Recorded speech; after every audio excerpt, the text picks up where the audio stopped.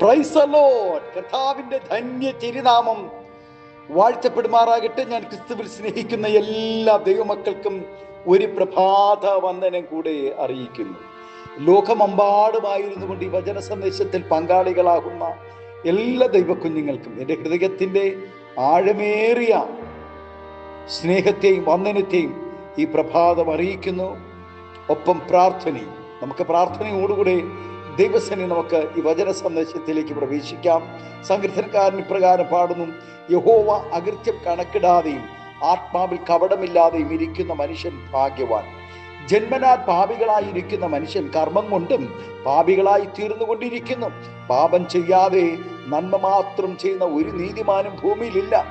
ദൂതന്മാർ പാപം ചെയ്തപ്പോൾ ദൈവത്തിന് അവരോട് ക്ഷമിക്കുവാൻ മനസ്സില്ലാതെ അവരെ നശിപ്പിച്ചു കളഞ്ഞു. എന്നാൽ തെറ്റ് ചെയ്ത മനുഷ്യരോട് ക്ഷമിക്കുവാൻ ദൈവം കരുണയുള്ളവരായി തീർന്നു. എന്നാൽ ദൈവം എല്ലാ നാളും ക്ഷമിക്കുകയില്ല. അന്ന് ദൂതനായിരുന്നുവെങ്കിൽ ഇന്ന് കർത്താവിന്റെ ശുശ്രൂഷകരെല്ലാവരും ദൈവത്തിന്റെ ദൂതന്മാർ തന്നെയാണ്.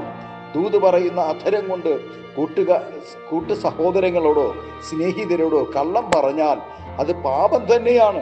സ്വയം നീതീകരിച്ചും ന്യായീകരിച്ചും മനുഷ്യരുടെ മുമ്പിൽ വിശുദ്ധന്മാരാകുവാൻ നോക്കുമ്പോൾ ന്യായവിധിക്ക് യോഗ്യരാകുമെന്നുള്ളത് നാം ഓർക്കണം, നാം മറന്നു പോകരുത്. സ്വയം നീതീകരണം കൂടാതെയും പാപങ്ങളെ ഏറ്റുപറഞ്ഞും അനുദപിക്കുന്നവരുടെ പാപങ്ങൾ മാത്രമേ ദൈവം ക്ഷമിക്കുകയുള്ളൂ. എന്നാൽ പാപത്തിന് പരിഹാരം വരുത്താതെയും പാപത്തിൽ ജീവിക്കുന്നവരുടെ അവസ്ഥ വളരെ ദയനീയമാണ്. പ്രാർത്ഥനാക്കാരൻ ശരിയാകാതെ പ്രാർത്ഥന നന്നായതുകൊണ്ട് അർത്ഥമില്ല. ദൈവം മനുഷ്യന്റെ അവസ്ഥ നോക്കിയല്ല, വ്യവസ്ഥയിലാണ് പ്രവർത്തിക്കുന്നത്. കേൾവിക്കാർക്ക് ഇമ്പമായും മധുരമായും തോന്നത്തക്ക വിധം പ്രാർത്ഥിച്ചാലും തനിയെയോ സംഘമായോ പ്രാർത്ഥനയ്ക്ക് ദീർഘസമയം ചിലവഴിച്ചാലും പാപക്ഷമ പ്രാപിക്കാതെയാണ് പ്രാർത്ഥിക്കുന്നതെങ്കിൽ അതുകൊണ്ട് യാതൊരു പ്രയോജനമുണ്ടാകുന്നില്ല. വചനമനുസരിക്കാത്തവരുടെ പ്രാർത്ഥന ദൈവത്തിന് വെറുപ്പ് ഉണ്ടാക്കുകയും ചെയ്യും. ഒരു വ്യക്തിക്ക് എന്തെല്ലാം കഴിവുകൾ ഉണ്ടെങ്കിലും എത്ര തന്നെ സമ്പത്തുണ്ടെങ്കിലും തന്നെ ആശ്രയിച്ച് വരുന്ന ഒരു സ്നേഹിതനോട് കള്ളം പറയുന്നുണ്ടെങ്കിൽ നിശ്ചയമായും ദൈവം ശിക്ഷിക്കാതെ വിടുകയില്ല. അർദ്ധരാത്രിയിൽ തൻ്റെ വീട്ടിൽ കയറി വന്ന സ്നേഹിതൻ വിശന്ന് കിടക്കുവാൻ പാടില്ല എന്ന് മനസ്സലിഞ്ഞ് തൻ്റെ മറ്റൊരു സ്നേഹിതന്റെ വീട്ടിൽ ചെന്ന് അർദ്ധരാത്രി വാതിക്കൽ മുട്ടുന്നു. തൻ്റെ ആവശ്യം 3 അപ്പമാണ്.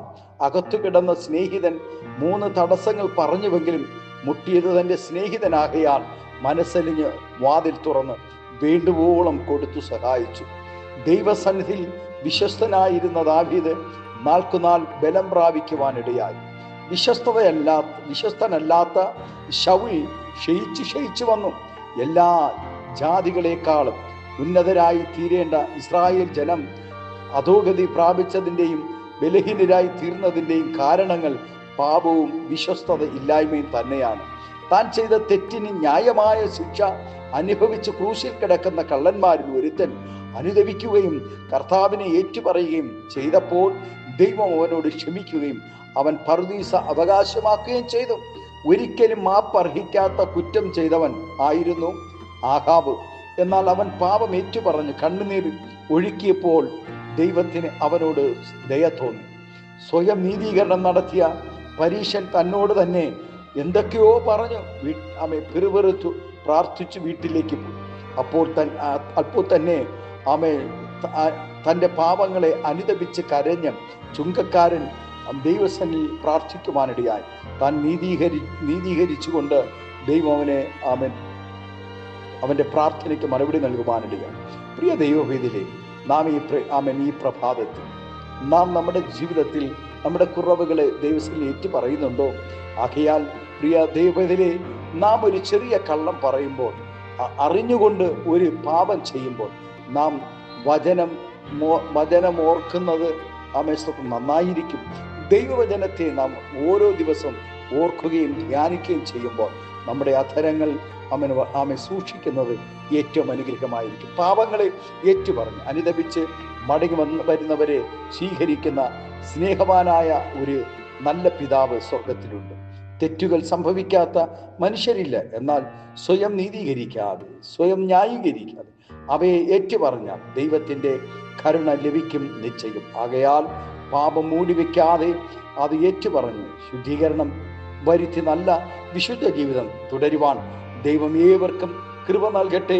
ഈ പ്രഭാതം നമ്മുടെ കണ്ണുകളെ ദിവസത്തിനടയ്ക്കാം, പ്രാർത്ഥിക്കാം. സ്വർഗീയ പിതാവേ, സ്നേഹവാനായ ഞങ്ങളുടെ നല്ല ദൈവമേ, ഞങ്ങൾ കർത്താവേ, ഞങ്ങളുടെ ജീവിതത്തിൽ കുറവുള്ളവരെ, കുറ്റക്കാരെ ഞങ്ങൾ സമ്മതിക്കുന്ന ഈ ശബ്ദം ശ്രവിക്കുന്ന എല്ലാ ദൈവക്കുഞ്ഞുങ്ങളെയും നാഥൻ ഈ പ്രഭാതം ആമേൻ അവരോട് കർത്താവ് ജീവിതത്തിലെ കുറവുകളെ ക്ഷമിച്ച് ദൈവത്തിൽ മടങ്ങി വന്ന ദൈവം എല്ലാ നന്മകളെ നൽകി ആദരിച്ച് അനുഗ്രഹിക്കണമെന്ന് പ്രാർത്ഥിക്കുന്നു.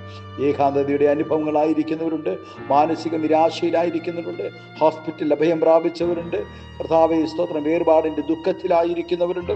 എല്ലാവരെയും ഞങ്ങൾ ഓർക്കുന്നു, അനുഗ്രഹിച്ച് പ്രാർത്ഥിക്കുന്നു. ആത്മീയമായ ഭൗതികമായ എല്ലാ നന്മകളും ആദരവുകളും അനുഗ്രഹങ്ങളും പകരണം, അകത്തുമെടുക്കണം. യേശുവിൻ്റെ നാമത്തിൽ കൃപയോടെ പ്രാർത്ഥന കേൾക്കണമേ സ്വർഗീയ നല്ല പിതാവേ.